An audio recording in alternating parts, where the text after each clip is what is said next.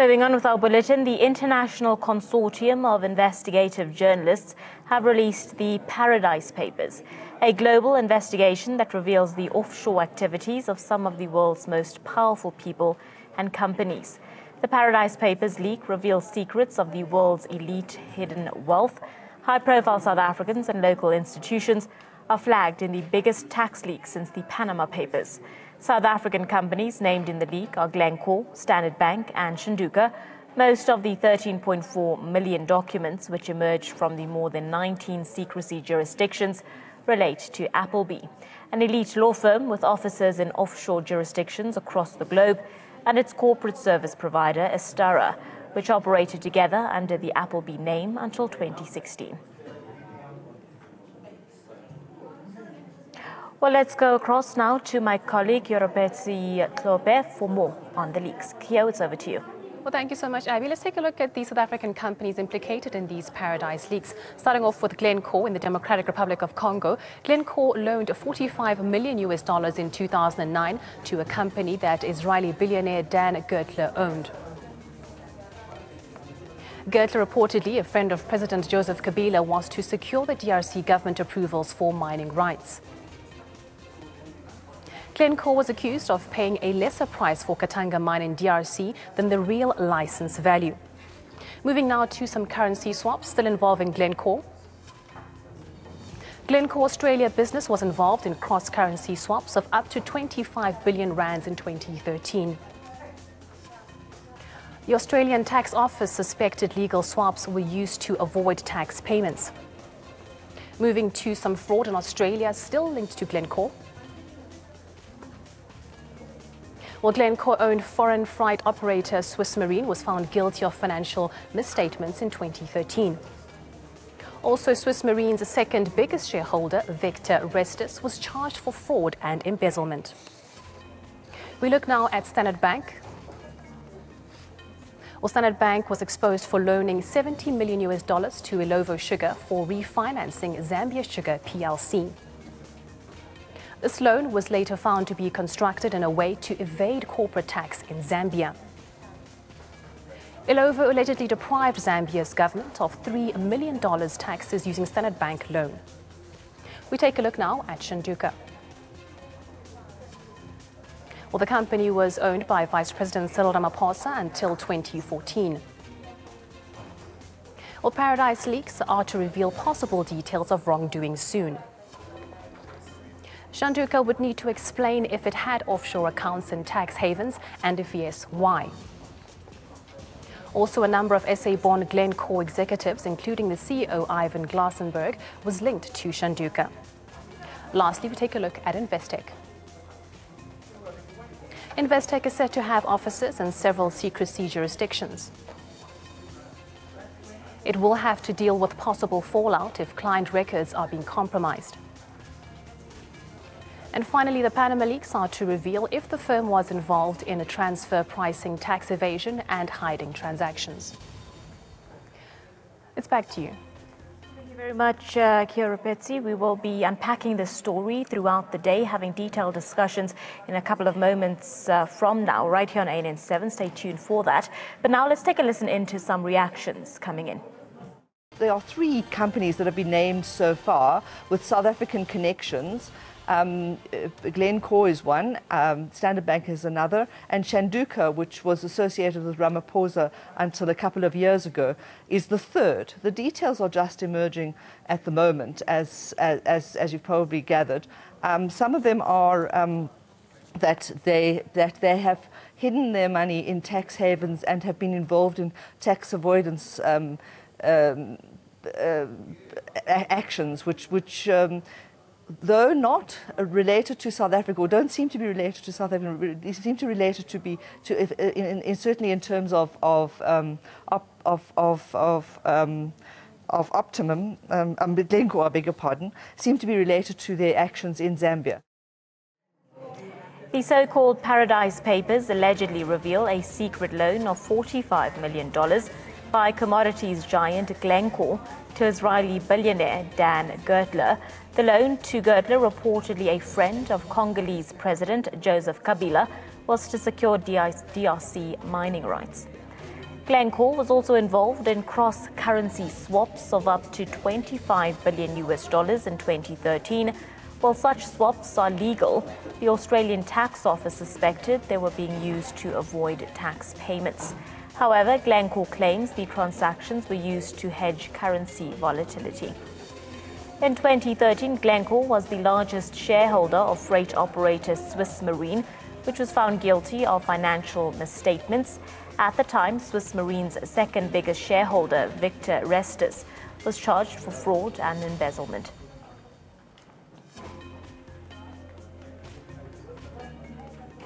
Well, joining us now in studio to discuss this further is political analyst Mr. Tshepo Kgadima. Good afternoon to you, sir. Thank you for joining us here on ANN7.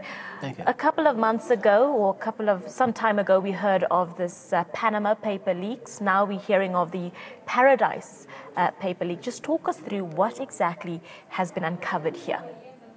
Well, essentially here, we just have a peek at what seems to be a huge pile of what really is a stinking case or a stinking form of corruption, theft, tax evasion by companies that have for a long time made it their business to tell the world that they were operating ethically, morally, and otherwise.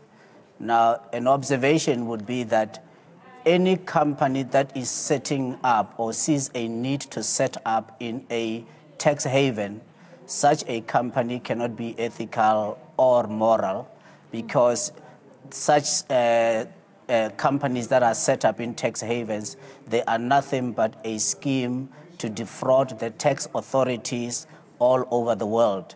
And in South Africa, we should be even more horrified, because we have seen that the reports that state that over the last 10 years, we have lost well over 1.2 trillion rand in monies that could have been in this economy that were illegally or illicitly taken out of the country. What is astonishing, however, is that the facilitation of these tax evasion schemes, which are nothing short of fraud and theft, by corporate entities, are facilitated even by the banks. I think it's a horrific story that we can even have some of our leading banks, and it's not the first time that they are fingered in actually facilitating for their clients tax evasion and defrauding of the state at the time whereby resources that are very scarce are needed to be deployed in the economy to fight the real evil of unemployment, inequality, and poverty that is, effectively all over the world. So this is a horrific story. I think, if anything, we are going to see more coming in. But I think what is demanded now, or what will be interesting to see, will be particularly Deputy President Cyril Ramaphosa. We must remember that it's not the first time. When he was chairman of MTN, MTN was accused and found guilty in the Rent Commission of 2002, whereby it had set up some of these schemes effectively that affected the currency exchange, the rand against the US dollar. And there was a fine that was paid in that instance. And, it is not the first time that the companies that he's been linked to have been in one way or another. Lonmin is one other such company that, again, in terms of his shareholding, we saw that coming out in terms of the Panama Papers, whereby there was some another scheme set up in some tax haven. So if anything, for him to earn the right to be the president of the African National Congress, and eventually the right to be the president of the country, he has the moral obligation to have to explain as to really what happened and what his attitude is towards these tax havens, jurisdictions which effectively have made everyone else poorer, and not even those tax havens are not any richer themselves. So effectively here, this is grand looting of the highest order. But lastly, I would say, if anything, what we are learning now is that President Zuma must speedily establish the long-awaited Judicial Commission of Inquiry so that we can deal with all of this. All of this can come out in the open, and the guilty corporate looters must be held accountable and must be punished for their heinous economic crimes that they've been perpetuating upon the peoples of this land. Mr. Kgadima, before we zoom into specific or individual companies or individuals at that, let's just chat a little bit about whether or not offshore activities necessarily equates to illegal activities. Offshore activity to the extent that you are doing genuine trade. Setting up in a tax haven where there's very little else in terms of trade and little else in terms of consumption of whatever that is purportedly acquired, and very little activity in terms of use of whatever that has been acquired, that is fraud. There is absolutely no reason whatsoever for any entity or for any company to be established in a tax haven, other than that the purpose of establishing an entity in a tax haven is got for the express purpose of defrauding the state which the money is earned, or the country, the jurisdiction where the money is earned. There is absolutely no reason. Trade in terms of countries, for example, if South Africa, we export iron ore, we export chrome, we export coal to a country such as China, and there is direct payment from China into South Africa and a direct shipment into China, that is acceptable. But if there is some round tripping, for example, whereby coal that is exported from South Africa, or manganese or platinum or gold, is invoiced from a tax haven, and yet the final destination of use is not from the tax haven, that tells you everything else. If anything, it says to our tax authorities and to our ministers of finance, they need to pay urgent attention to this. South Africa, with the wealth that it has, we should not be in a position where we find ourselves now, where we have got a budget deficit that is about to sink this country. We will lose our sovereignty even to go to the IMF for a bailout, when at the end of the day, billions and tens of billions of rands are being illegally moved by these companies that take a great deal to advertise that they are ethical, they are operating above board, when they are not. We should not be having that. And if anything, Minister Malusi Gigaba, I think I've advocated this for a long time, he needs to act decisively, for he is duty-bound to reform the tax code of South Africa, which has made it possible for these corporate titans to go on this looting on a grand scale as they have, and therefore impoverishing the peoples of this nation. If the tax code is modernized to be appropriate for our circumstances in South Africa, we would not have to worry about companies that are setting up in some tax havens, companies that are round-tripping goods, companies that are under-invoicing and over-invoicing, therefore illicitly moving tens of billions of rands every year out of this country. We would not have to worry about that if we just ensured that we taxed activity and not corporate income or corporate income. For corporate income is an opinion, it is not fact. Mr. Kgadima, then, bearing in mind what you said, what is your response then to certain individuals or certain journalists who are of the view that just because you've been named in these Paradise Paper leaks doesn't necessarily mean that you are guilty of anything? If anything, it says that there has to be an investigation, but I want to deal with the principle of it.